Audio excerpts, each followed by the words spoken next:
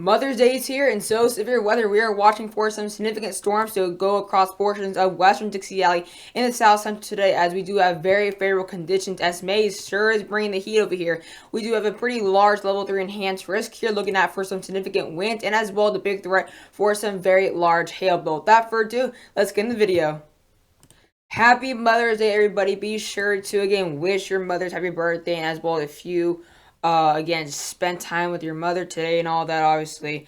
Hope you guys all enjoy that today here. But as well, Mother Nature itself is having celebrating Mother's Day by bringing in some severe weather for portions of Dixie Valley in the south central here. So we do have another multi-day severe weather threat. Obviously, we saw some severe weather yesterday, but it looks like today it's going to be a lot more worse. We're speaking about possibly actual seeing tornadoes today, unlike what we saw yesterday, which is the hail here. So right now, we do have a pretty large enhanced risk here, including around 5 million people if we round it up here, all the way from portions of Memphis to portions there near Longview and Tyler, Texas. So once again, portions of northeastern Texas are getting hit pretty hard by some severe weather. So Memphis, Tennessee, Shreveport, Louisiana, Tyler, Texas, Longview, Texas, and Bossier City, Louisiana. You guys are the many big cities that are under this enhanced risk here. So if you are located in the orange boundary, which includes northeastern Texas, northern Louisiana, eastern and southern Arkansas, southwestern Tennessee, and northwestern and north central Mississippi, I would recommend you definitely be on the lookout for severe weather today, especially in the afternoon hours, because we're going to be looking at possibly some widespread supercells within as early as maybe 3 o'clock central, continuing throughout the evening hours here. And then we have another very large slight risk, which is obviously the boundary of this enhanced risk, and it does include around 9.5 million people, all the way from areas like Central, including Austin, Texas, there all the way up to areas like Nashville, and getting very, very close to areas like Paducah, Texas, or Paducah, Kentucky, sorry. Austin, Texas, Nashville, Little Rock, Jackson, and Huntsville, you guys are actually under the slight risk. So as far east as north central Alabama, we have a slight risk, and it's going to be kind of more towards later in the evening hours and the overnights when that severe weather will actually make its way towards areas like Alabama and Georgia. And then we have a very large and widespread marginal, which includes around 30 million people, including all the way down from Houston, Texas, to areas to Columbus, Ohio. So we're talking all the way from the Gulf Coast, basically up into portions of the Ohio Valley. So very, very widespread severe weather, let's just say that. Tornado risk is only at a 5%, so we don't have a 10% enhanced risk for tornadoes, but it definitely does look a lot more favorable for tornadic supercells today, unlike yesterday here. The conditions are definitely here today.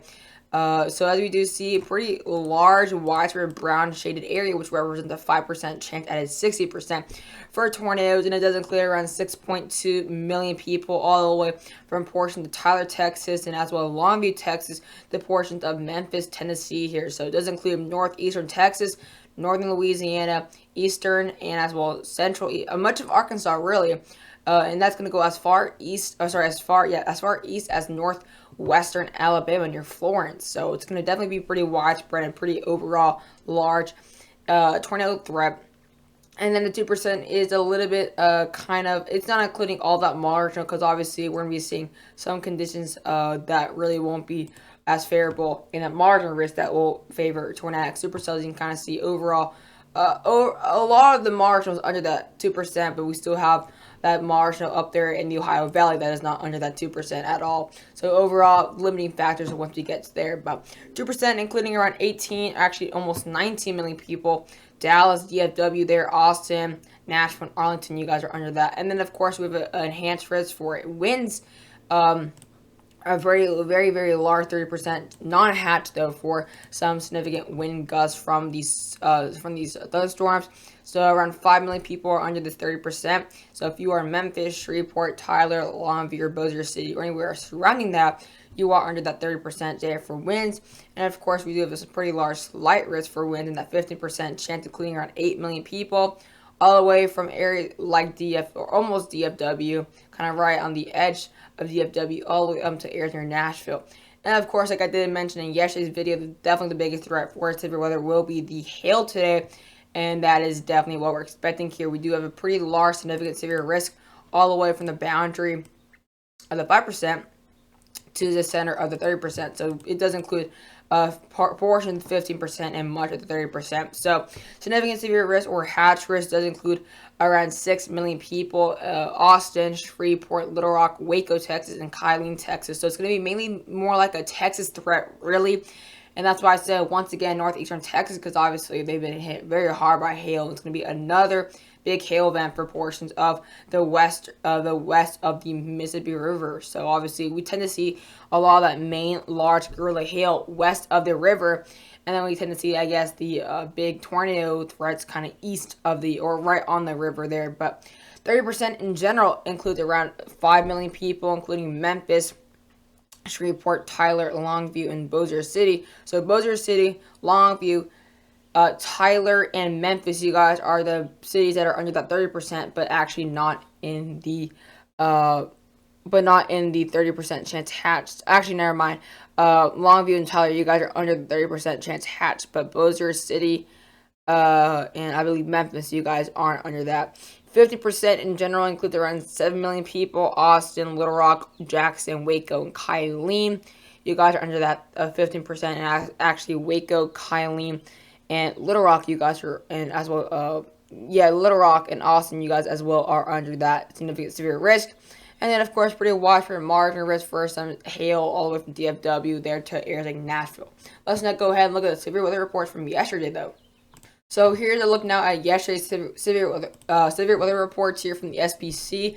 As you can tell, we don't have any tornado reports here highlighted as of now here. No reported tornadoes or no official tornadoes just yet. So yesterday we didn't have any tornadoes at the moment, which I guess I kind of expected. I at least expected one, but I guess it was, like I said, it was going to be mainly hail. So we actually have 82 reports from yesterday, 49 hail reports, and as well as seeing 33 wind reports here, but we actually did see 2 reports of 2-inch plus diameter here. But overall, you see mainly Kansas, Nebraska. Obviously, is where we were watching for that severe weather, and the SPC definitely got that correct. As well, we had some severe weather down there in areas like Missouri and portions of the Ozarks. So pretty big hail for central and northern Kansas there, kind of near Ellsworth County, Rush County there.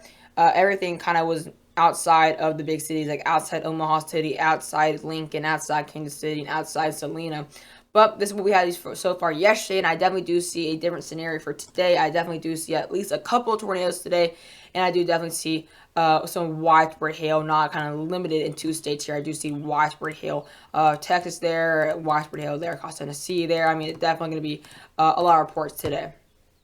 Let's go ahead and now look at the HRRR here. This is a look at the 14Z. So as the next really hour or so, we're going to start seeing some severe storms across portions of the Tennessee and Kentucky Valley. But other than that, it's not going to be that crazy here. We're not going to have to wait till really, I say, 3 o'clock Eastern and then 2 o'clock Central is when we start to get our first discrete cells here popping off across portions of maybe Arkansas and Texas there. So it's going to be really widespread here.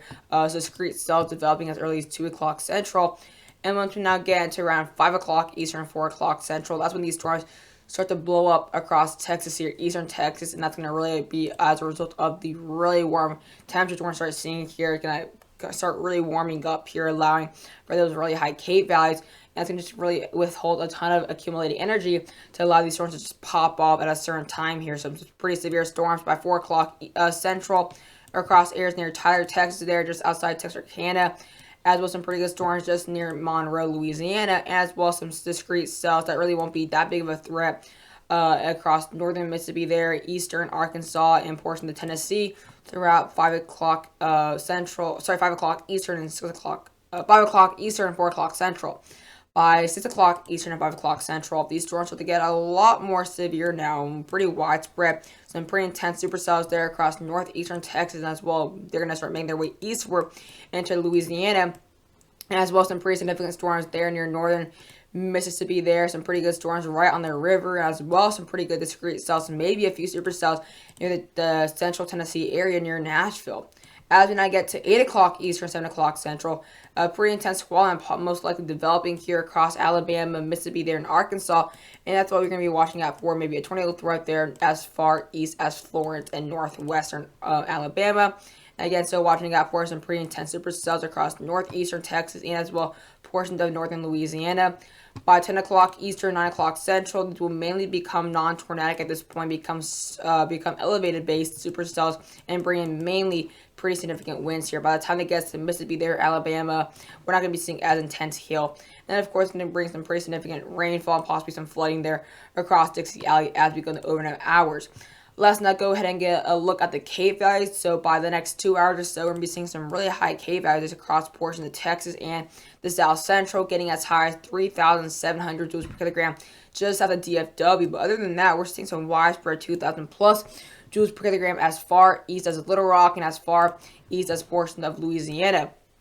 As we now get to 2 o'clock Eastern, 1 o'clock Central, right before the storm starts to develop, we're going to get as high as possibly 4,300 joules per kilogram there in northeastern Texas, as well, getting 2,000 plus joules per kilogram now as far east as the river there near Memphis, as well in areas near Jackson. And as we now get towards 4 o'clock Eastern, 3 o'clock Central, when we start to get our first severe storms or first supercells developing, and we're going to definitely be seeing some really widespread high K values all the way from northeastern Texas to portions of northern Louisiana and central and southern Arkansas, getting as high as possibly 4,000 joules per kilogram, but getting as high as possibly 5,000 joules per kilogram there. 4,500 joules per kilogram near Texarkana and portions of Arkansas.